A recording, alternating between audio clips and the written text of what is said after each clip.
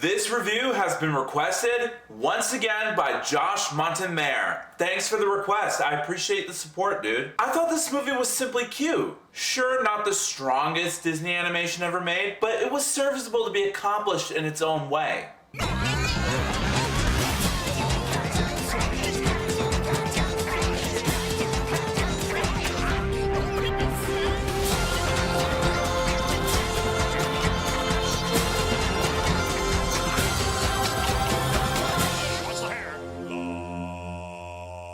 Yo, what is up, my Cinedroids? G to the S here. Today, I'm gonna be reviewing one of the most memorable and underappreciated Disney flicks of all time, Oliver and Company. In this animated update of the classic Oliver Twist tale, even though I never heard of it nor read it, Oliver, played by Joey Lawrence, is an orphan kitten taken in by a gang of thieving dogs led by Cavalier Canine Dodger, played by Billy Joel, and owned by down-and-out pickpocket Fagin, played by DeLuise. While pulling a job in the streets of New York City, Oliver winds up being adopted by a rich girl named Jenny, played by Natalie Gregory, and landing on Easy Street. But through a series of events, a lone shark threatens the peaceful new arrangement. No spoilers. Now, let me go on a limb here. True story. Back in the days where I had my annex school for autism, I remember seeing bits and pieces of this movie while me and the kids in my school were watching the Disney sing-along songs VHS tapes. You know what I'm talking about, that old program where Professor Owl, played by Corey Burton, shows us memorable Disney songs from the movies for kids to sing along to, hence the term sing-along songs. Well, there's this one program that showed us the Street Savoir-Faire song from this movie, and I remember going like,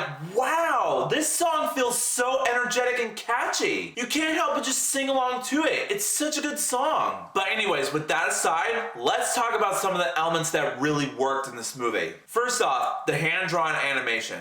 I mean, there is a little bit of CGI into the movie, but I'm talking about how it's drawn and how the art style of New York City looks in this movie. It is insane. Disney really nailed it with the aesthetic look of the city. It looks really good. Props to Disney on that. Keep up the great work. The cinematography also gets an A+.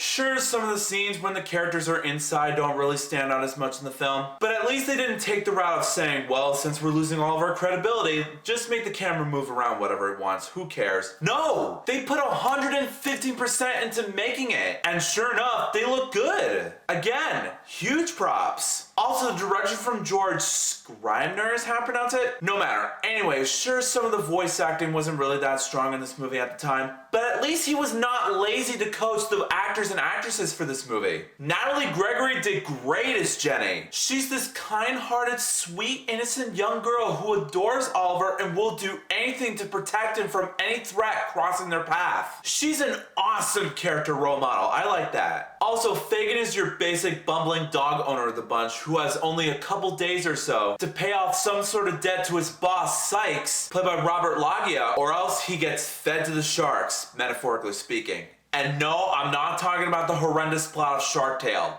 Wait a minute, now that I think about it, Sykes in this movie is Fagin's boss, and Sykes in Shark Tale plays the boss of Will Smith Fish. Was Shark Tale ripping off characters from this movie? Anyhow, tangents aside, what I'm trying to get across here is that the voice acting was great for what it is. Keep up the great work, Disney. Now, don't hate me. Like I said, I haven't read the Charles Dickens book, but the story and plotline in this movie I thought was entertaining and simple to watch.